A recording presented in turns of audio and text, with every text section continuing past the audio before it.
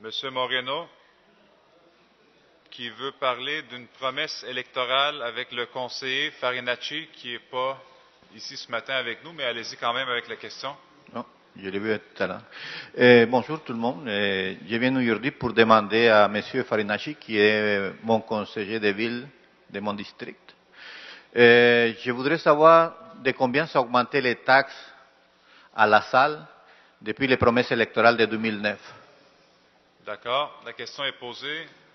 L'augmentation des taxes à la salle depuis 2009. Madame Barbe. Monsieur le Président, vous comprendrez que je ne m'avancerai pas sur un chiffre parce qu'ensuite, ça, on me citera.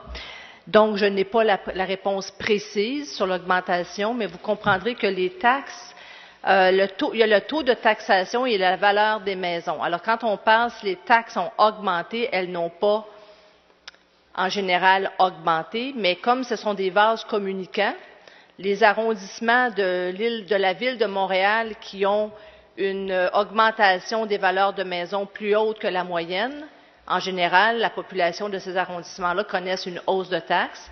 Cette année, dans le rôle actuel, notre arrondissement, en moyenne, a une hausse des augmentations de valeurs de maisons plus basse que la moyenne de l'île. Donc, en général, les Lassallois profitent d'une baisse de taxes, en général.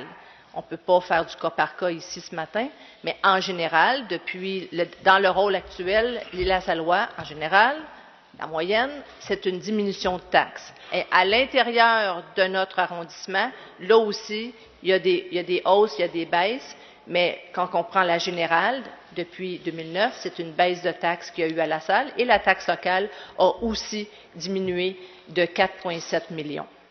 Merci beaucoup. Sous question, M. Moreno. Oui, c'est bien dommage que M. Farinacci n'est pas ici parce qu'il devrait être en mesure de parler à cause de son âge.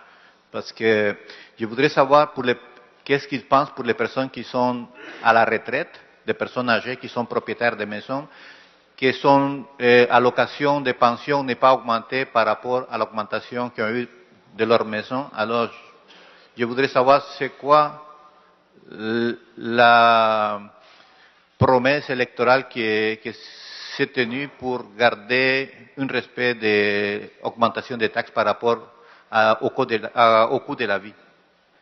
D'accord. Monsieur Rotran. Bonjour, Monsieur Moreno. Je dois vous dire que le conseiller Farinacci a dû quitter à cause d'une urgence médicale. Je vais l'avertir de votre question, mais j'aimerais vous informer qu'hier, le conseil a donné un mandat à la commission Finances et l'administration qui touche 2-3 volets.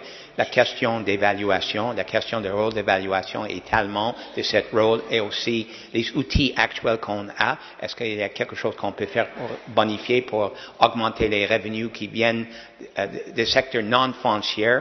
Et troisièmement, s'il y a des changements législatifs qu'on doit proposer à Québec. Monsieur Forcillo, le président de cette commission, va étudier ça avec les membres de la commission, possiblement dans les réunions publiques ou autres formats, et revenir en conseil. Merci, M. Rotran. Merci beaucoup. Bonne journée. M. Moreno.